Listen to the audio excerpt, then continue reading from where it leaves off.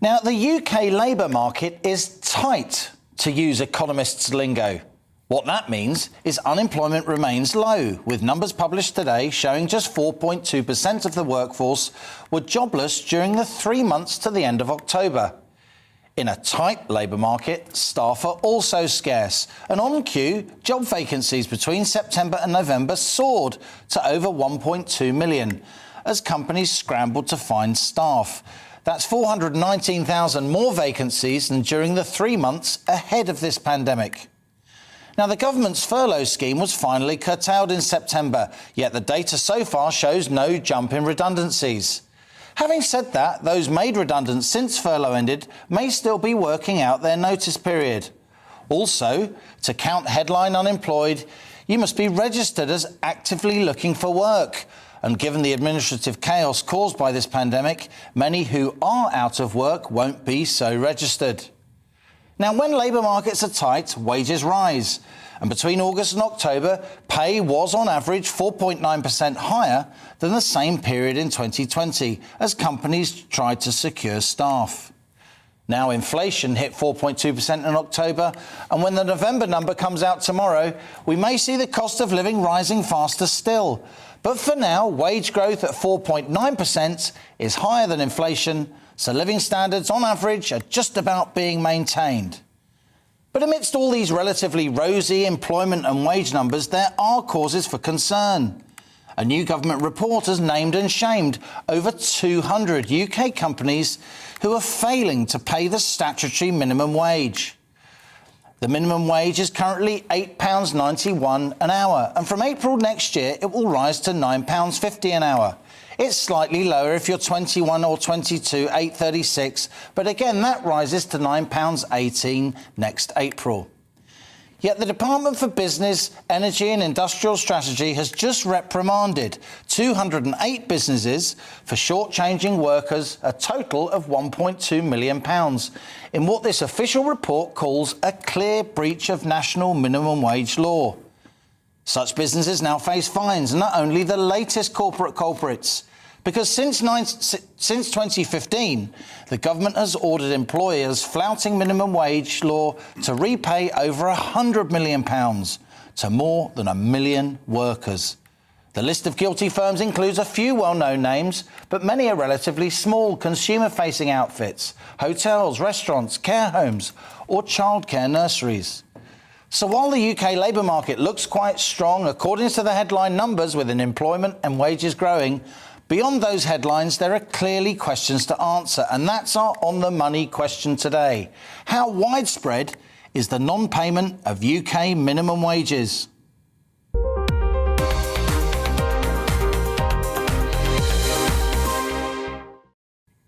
This is a vital subject, that government report I talked about on the minimum wage being flouted. For my money, it didn't pick up nearly enough media attention amidst all the political shenanigans going on. That's why we're focusing on it here on The Money. And to do so, I'm delighted to welcome Parmjit Dhanda, who's a former government minister under Tony Blair and Gordon Brown and a former trade union official. We also have Nikki Jolly. She's the managing director of HR2Day up there in the northeast of England. We have James Townsend, employment partner at Howard Kennedy Law Firm. And on the Money regular, John Longworth, somebody with serious experience. He used to run the British Chamber of Commerce, and he's now chairman of the Independent Business Network of Family Businesses.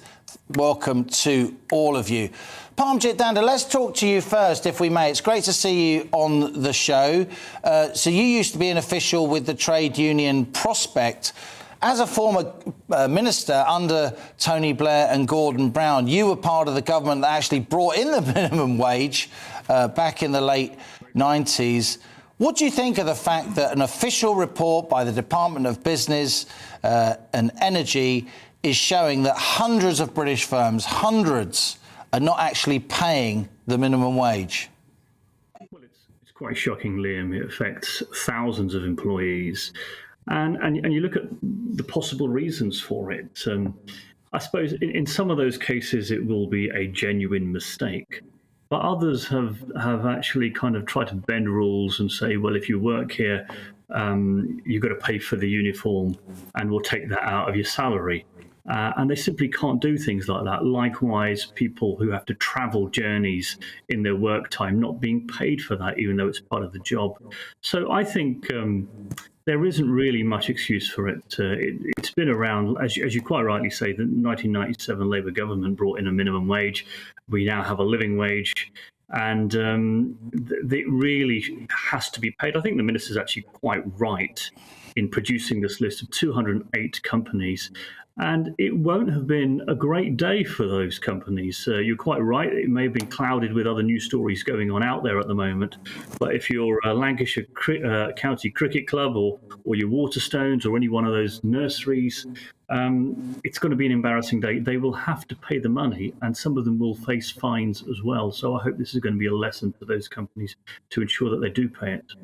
Now, the list of firms who have been highlighted by the Department for Business and Energy is available on their website. I haven't named them because in each case they've come up with various reasons why it happened, and the companies that you mentioned, Parmjit, of course, deny any wrongdoing. But let's move on to Nikki Jolly. Nikki, it's great to have you on the show. You've been on the show many times. You run an employment agency, a very reputable employment agency up there in northeast of England. You're based in Darlington. What do you make of the fact that employers aren't always paying the minimum wage? I know a lot of the jobs you arrange are very reputable. They tend to be more skilled jobs in manufacturing. But it's not on, really, is it, in modern Britain, when you've got a statutory minimum wage and some employers are trying to get around it? I mean, I think there's the whole argument about minimum wage and how it works and everything else. But I think the reality is we all know that it's out there. It's easy to find the information. I mean, you can literally just Google it. Anybody who's not sure, and if they're saying they're confused and they don't know, I do think it could be simplified. I think this age 21 to 22 just makes it a little bit more complicated for people to hide behind. But, you know, the reality is it has been there a long time. People do know. Whoever's doing their payroll will know. Most systems automate this. You don't take anything from it. Nikki, we just lost you there, but we got the gist of what you were saying from HR2Day. James Townsend, you're an employment partner at Howard Kennedy. What would you say to people watching this who may feel that they or members of their family aren't being paid the minimum wage? What should they do? Because, of course, people don't want to lose their jobs, do they? And if they complain, they may worry that it will count against them. Well, look, thank you very much for highlighting this, Liam. I think it's a really important matter which should be addressed. And the question you're asking me really relates more to individual enforcement. All workers have the right to be paid national minimum wage, £8.91 for those who are over 23. It's going to rise to £9.50 in April 2022. If you find as an individual that you are not receiving your national minimum wage, you can take enforcement action yourself. You can take that before an employment tribunal or the ordinary courts. And if you're treated to your detriment by your employer, then you have additional potential to bring further claims. And if a worst case scenario happens and you are dismissed, you will be automatically unfairly dismissed. So it could become very expensive for an employer if an employer treats you to your detriment because you seek to enforce your rights. Now, that's the individual side of things. We're obviously today looking at the 208 employers who've had enforcement action taken against them by HMRC. In those circumstances, HMRC have the power to actually provide a penalty of 200%, up to £20,000 per worker. But that money, of course, goes to the government, not to the individual worker. And I think that's a debate in itself. Should actually the penalties be going to the worker who hasn't received the money, or should it be going to the government? Well, you think the worker should be recompensed. They're the ones who've lost out. John, you've worked at you ran the British Chamber of Commerce. You've been involved in many businesses. Does it surprise you there are sharp practices going on to the extent that they are? Firms not paying the minimum wage? Crikey. Yeah, I mean, there are always sharp practices, of course, at the margins. And in the supply chains of larger companies, you will often find things that are not right. I mean, we've seen that in relation to the clothing industry, for example, in Leicester, only a couple of years ago, where there were real problems. And, of course, overseas suppliers can have real problems as well, who are competing with British companies who are paying the minimum wage. So there's no excuse for not paying the minimum wage. There's clearly a mechanism here, HMRC are enforcing it. Yeah. It's in HMRC's interest to do it whatever, even if they don't get that compensation themselves, because they get the tax from it.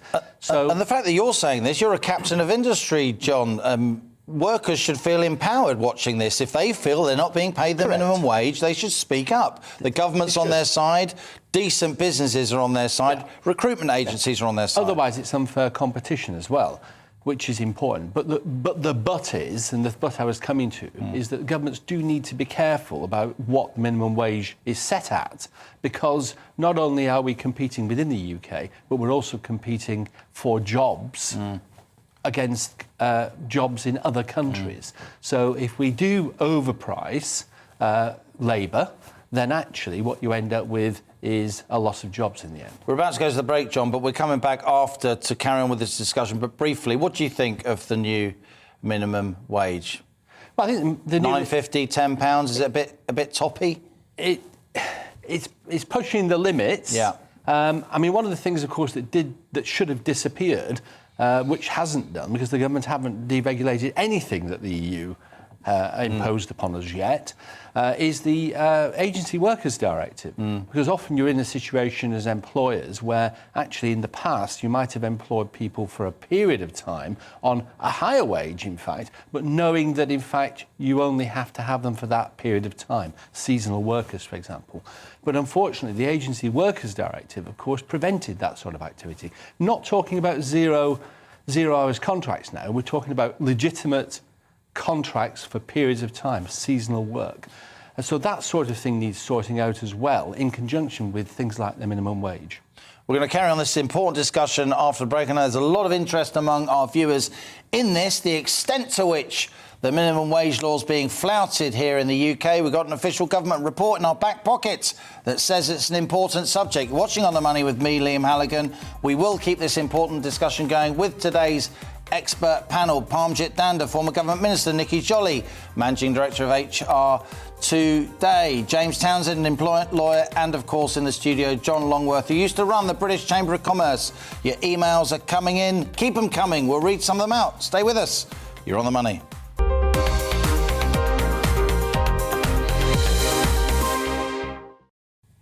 Welcome back. You're on the money with me, Liam Halligan. Now, UK employment numbers remain strong, with just 4.2% of the workforce registered as jobless. That's a relatively low share by historic standards.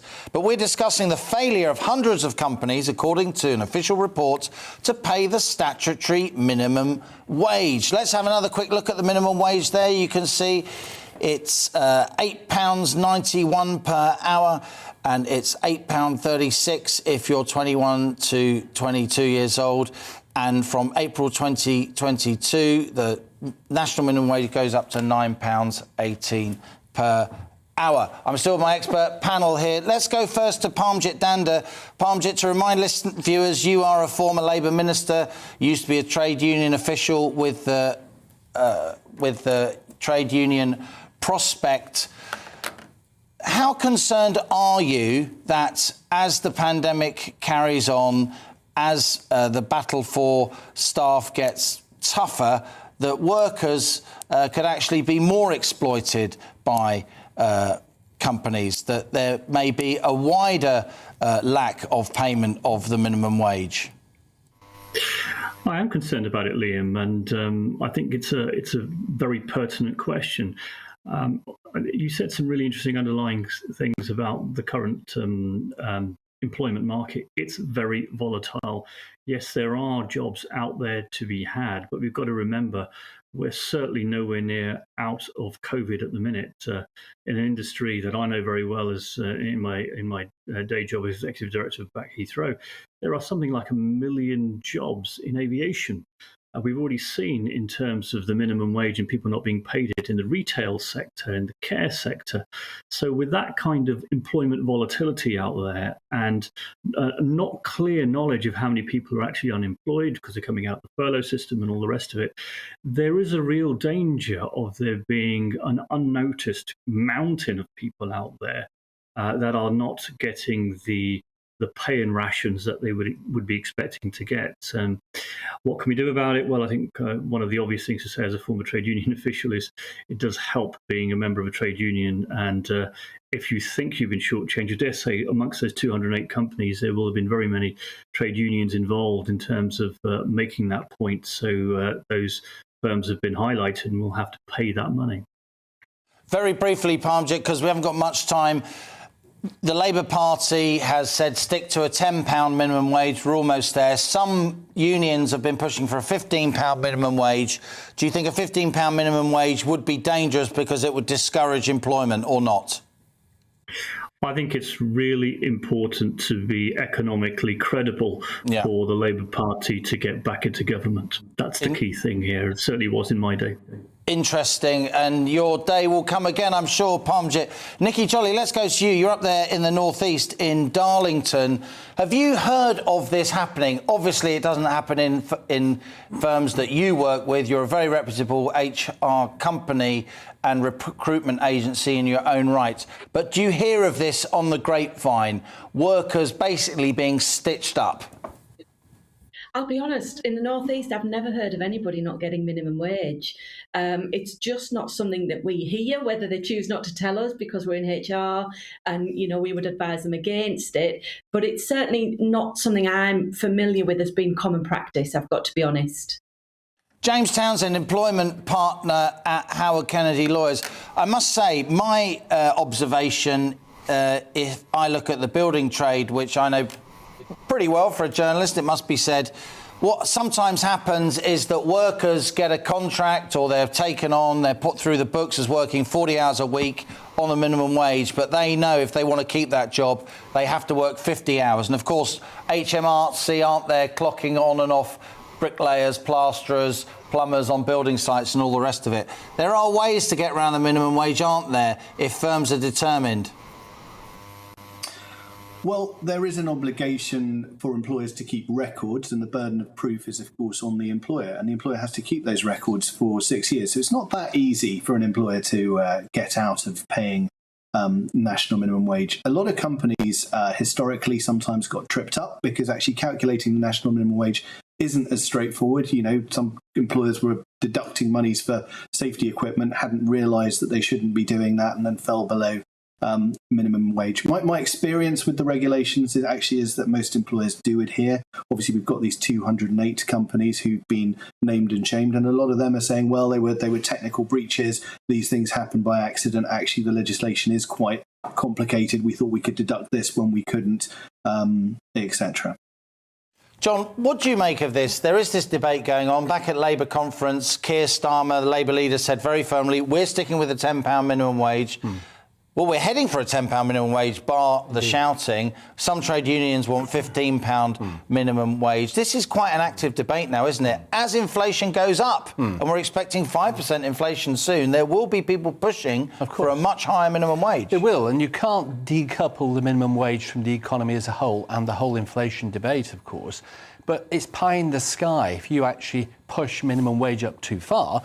All that will happen is that inflation will rise and therefore the minimum wage will not be worth as much as it was before. In other words, it's a mirage. You get £15, but inflation goes up so much you're actually worse off in the end. So you can't decouple it from the economy as a whole. And we've got to make sure we don't get into a vicious spiral of wage rises and inflation of goods that people are buying. And there is a lot of pressure at the moment on ordinary goods that people are buying. Petrol is going up in price because the price setter, Asda, no longer sets the price anymore. So everybody's making hay out of petrol prices. It's just one small example. And of course, we've got to remember that COVID's knocked the economy sideways and increased inflation because of supply problems. And of course, the government have failed completely to seize the economic opportunities of Brexit so far, partly because they're distracted by COVID, but the excuse is now wearing thin. So we're going to have less productivity, less growth, less and more inflation than we would otherwise have had because of government policy. Let's give the last word to Parmjit Danda here. Parmjit, as a former trade union official, as somebody in business now, former minister, to go back to my original question, how widespread do you think this is? The Department for Business has highlighted over 200 companies who aren't paying the minimum wage, and they should be congratulated for that. But are they getting a proper handle on the problem, or is 208 firms, in your view, just the tip of the iceberg? I think to know about 208 firms is a good thing, but the reality is there are going to be far more out there that we just are not aware of at the moment. And I think it's quite right to produce this list, to make it public, because it will make other firms. In some cases, there will be genuine mistakes. There's no two ways about that. But in other cases, they will have done what they can to avoid paying it. And just the fact that these kinds of lists are out there, get published, there are penalties, and they do have to then pay staff, I think is a really welcome thing. And Nikki Jolly, finally to you, what would you say to workers in the North East and elsewhere if they feel they're not being paid the minimum wage? What should they do? There will be concern that they might undermine their standing in the eyes of their employer if they speak up. We would always recommend that they speak to their employer first, whether it be through finance or their line manager, and try and deal with it amicably. But it's been mentioned already, if you don't get any joy, there are ACAS that you can go to, there's a small claims that you can go to. You know, you don't have to have left your employer to raise it formally, but our advice would always try and amicably raise this as a point, detail why you think it's wrong, and try and resolve it locally without it being a big issue. That will get away with any genuine mistakes. And let's go also to James Townsend. What did you think when you saw this report from the government, 208 workers, firms who aren't paying the minimum wage? I am surprised it didn't get a lot more airtime, even amidst all the political shenanigans. Well, those are the firms against which enforcement action has been taken. Anybody can go on gov.co.uk and we can have a look at the list of names. It's not great to be on that list of names. Those companies are going to want to do better next year. I'd like to just mention one thing, which is to do with the rate of what the national minimum wage should be. And just to give a mention to the National Living Wage Foundation, who suggest £11.05 in London, £9.90 outside of London. The government's obviously taken that into account when setting its new rates. And there are certain roles that are going to pay more than others. And it's important to remain competitive. But the National Living Wage Foundation is an organisation that's been out there for many, many years. And a lot of businesses within the UK are voluntarily subscribing to paying all their workers at that rate. So those employers should be congratulated. Well, thanks to all my guests, James Townsend there of Howard Kennedy, Nikki Jolly of HR2Day, Parmjit Danda, of course, former Labour Minister, former trade union official, and in the studio, John Longworth. We extended that discussion on the minimum wage, on the cost of living, because we feel these are particularly important issues for our viewers. You're watching On the Money with me, Liam Halligan.